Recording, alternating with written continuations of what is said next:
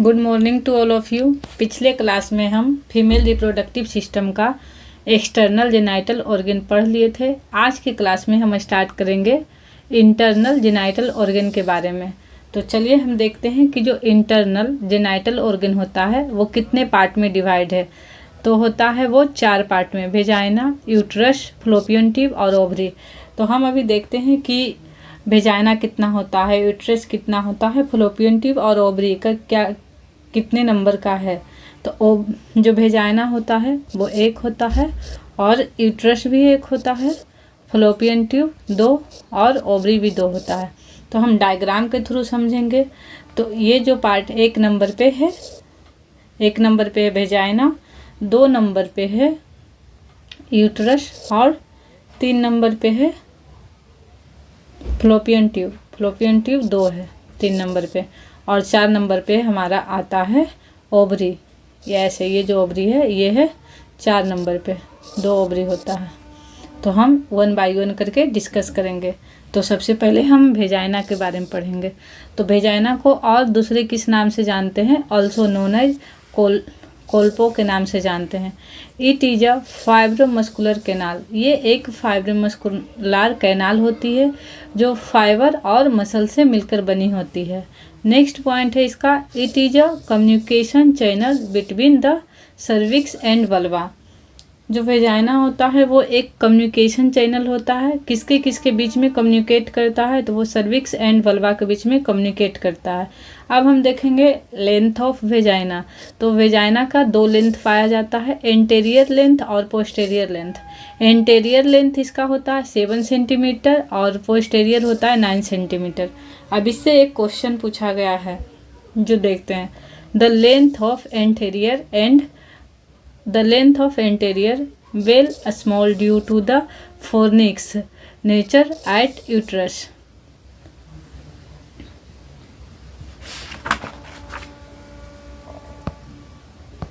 Next देखेंगे angle of vagina. Vagina का angle कैसा होता है? तो विथ हॉरिजेंटल लाइन होता है। तो एक जो सोपाइन होता है वो 75 डिग्री होता है और इरेक्ट जो होता है वो 45 डिग्री होता है। ये होता है वेजाइना का एंगल। अब हम देखेंगे डेवलपमेंट ऑफ वेजाइना। वेजाइना का डेवलपमेंट कैसे होता है, किससे होता है? तो जो वेजाइना का डेवलपमेंट है वो मेसोडर्म से डेवलपमेंट होता है। अपर 1/3 ऑफ वेजाइना किससे डेवलपमेंट होता है? तो वो इक्टोडर्म से होता है और लोअर 2/3 ऑफ वेजाइना मेसोडर्म से डेवलप होता है। अब हम वेजाइना का डायमीटर्स देखेंगे। तो वेजाइना का डायमीटर्स होता है, एक ये डायमीटर्स होता है और ये दूसरा डायमीटर्स होता है। तो ये 5 सेंटीमीटर होता है और ये 2.5 सेंटीमीटर होता है। अब हम देखेंगे कि 1 इंच में कितना सेंटीमीटर होता है। तो 1 इंच बराबर होता है 2.5 सेंटीमीटर। अब हम देखेंगे ब्लड सप्लाई ऑफ वेजाइना। जो ब्लड सप्लाई होता है वेजाइना में तो कैसे होता है? तो एक तो होता है आर्टरी के थ्रू, दूसरा होता है वेन के थ्रू। तो सबसे पहले क्या होता है? इंटरनल इलियक आर्टरी, उससे होता है वेजाइनल आर्टरी में, फिर वेजाइना में। जो आपकी वेजाइना के ब्लड सप्लाई हो रही है तो वो कौन सी ब्रांच से होता है? तो सबसे पहले ब्लड इलियक आर्टरी में आता है, फिर इलियक आर्टरी से वेजाइना के आर्टरी में आता है, फिर वेजाइना में आता है, फिर वेन में क्या होता है? सबसे पहले वेजाइना वेन में जाता है। वेजाइना वेन में कहाँ से आता है? तो वो वेजाइना से जाता है और फिर इसके बाद इंटरनल इलियक वेन में जाता है, फिर इंटरनल वेना कावा में जाता है, फिर हार्ट में जाता है। तो ये होता है blood supply of vagina. Next देखेंगे nerve supply in vagina. Vagina में नर्व सप्लाई कैसे होता है? तो इसका फर्स्ट है lower 1/3 of part of vagina. इसमें एक नर्व सप्लाई करती है, वो क्या करती है? Only pain sensitive part of vagina. Only pain sensitive part होता है तो वो कौन सा नर्व करता है? तो वो एक नर्व पाई जाती है जो होती है पेंडुला नर्व। अब जो ये पेन सेंसेटिव पार्ट होता है इसको हम डिक्रीज कैसे करेंगे, पेन को कम कैसे करेंगे? तो टू डिक्रीज पेन, उसके लिए हम क्या यूज करते हैं? यूज पेंडुला ब्लॉक एनेस्थेसिया देते हैं, जिससे क्या होता है जो पेन सेंसिटिव पार्ट होता है वो कम हो जाता है। और ये जो पेंडुला नर्व है ये कौन से ब्रांच से आता है, तो सोमैटिक ब्रांच इसको कहते हैं। नेक्स्ट है जो पेंडुला ब्लॉक एनेस्थीसिया है, ये कितना दिया जाता है, 1% लैग्नोकाइन दिया जाता है। इसका अमाउंट होता है 16 to 20 ml। और कौन से साइड पे दिया जाता है, तो ईसीएल स्पाइन में दिया जाता है। कौन से फोर्निक्स में, लेटरल फोर्निक्स में दिया जाता है। इसका पर्पस क्या होता है, तो पर्पस होता है ब्लॉक द पेंडुला नर्व। क्यों दिया जाता है, to prevent the perineal pain by the foetal head at the time of delivery. Next देखते हैं फीमेल वेजाइना कंसिस्ट। जो फीमेल वेजाइना होता है वो किसका बना होता है, तो वो टिश्यू का बना होता है। तो कौन कौन से टिश्यू मिलकर वो बनाता है, नॉन केराटिन, स्टेरॉइड और स्क्वैमस एपिथेलियल टिश्यू की बनी होती है फीमेल वेजाइना। नेक्स्ट है फीमेल वेजाइना में एक बैक्टीरिया पाया जाता है जो कौन से होता है, लैक्टोबैसिलस स्पेसीज बैक्टीरिया। तो वो स्पेसीज कौन होता है, तो वो डोडलिन बेसिलाई होता है। अगर क्वेश्चन पूछा जाता है तो दोनों अगर आंसर में दिया हो ऑप्शन में डोडलिन बेसिलाई और या लैक्टोबैसिलस, फर्स्ट प्रायोरिटी हमारा जाएगा डोडलिन बेसिलस। अगर ये नहीं है तब इसको हम सही करेंगे, अगर दोनों है तो फर्स्ट हम इसको प्रायोरिटी देंगे। डोडलिन बेसिलस क्या होता है, ग्राम पॉजिटिव बैक्टीरिया होता है और ये एनारोबिक रिस्पायरेशन होता है। एनारोबिक रिस्पायरेशन मीन्स O2 यहाँ अब्सेंट होता है, ये ऑक्सीजन की अब्सेंट में रिस्पायरेशन करता है। अब हम देखेंगे पीएच ऑफ वेजाइना। वेजाइना का पीएच कितना होता है, तो सबसे पहले जो वेजाइना का पीएच होता है वो एसिडिक होता है। क्यों होता है, ड्यू टू डोडलिन बेसिलस के कारण इसका पीएच होता है 3.8 to 4.5 pH. Vaginal pH according to age group देखेंगे।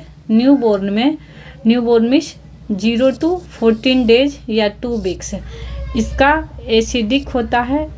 क्यों एसिडिक होता है इसका pH, due to maternal hormones के कारण होता है।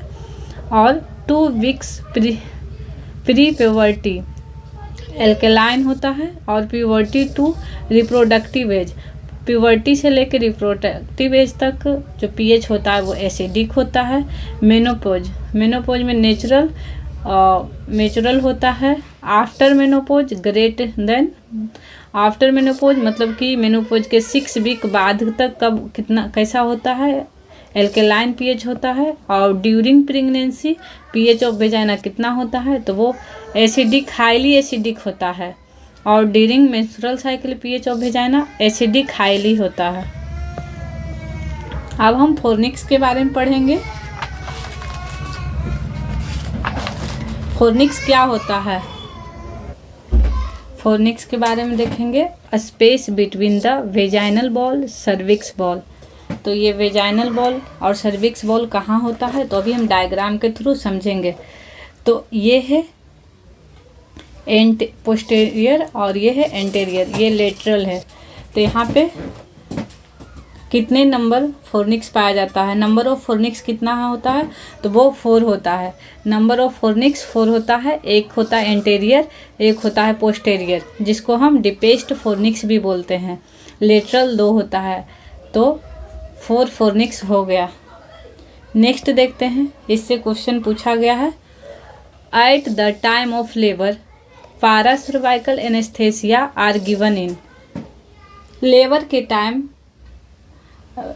टाइम पे आप जो पारासर्वाइकल एनेस्थेसिया देते हैं वो कहाँ लगाते हैं, कौन से फोर्निक्स में लगाते हैं, तो इसका आंसर क्या हो जाएगा, तो इसका आंसर हो जाएगा लेटरल फोर्निक्स में पारासर्वाइकल एनेस्थेसिया लगाया जाता है। तो हमारा आंसर हो जाएगा लेटरल फोर्निक्स।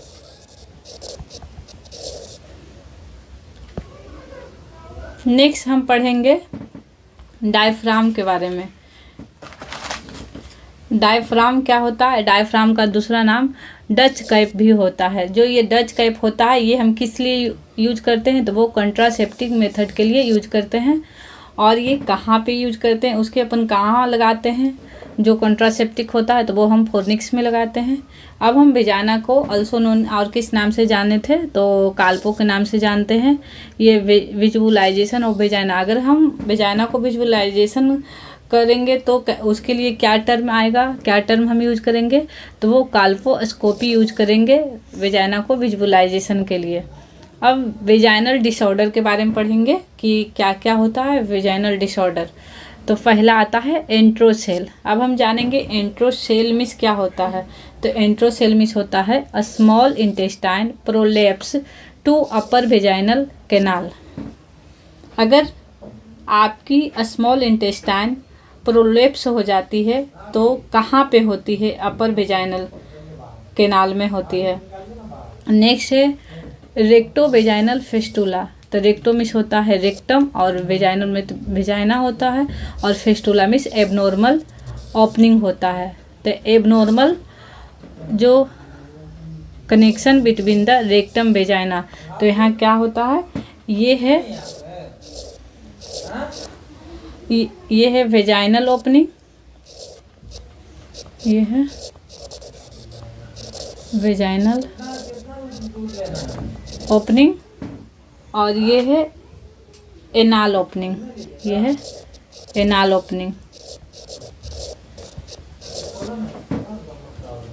तो ये क्या होता है, यहाँ प्रोलैप्स हो जाता है जिसको हम बोलते हैं रेक्टो वेजाइनल फेस्टुला। अब नेक्स्ट देखेंगे।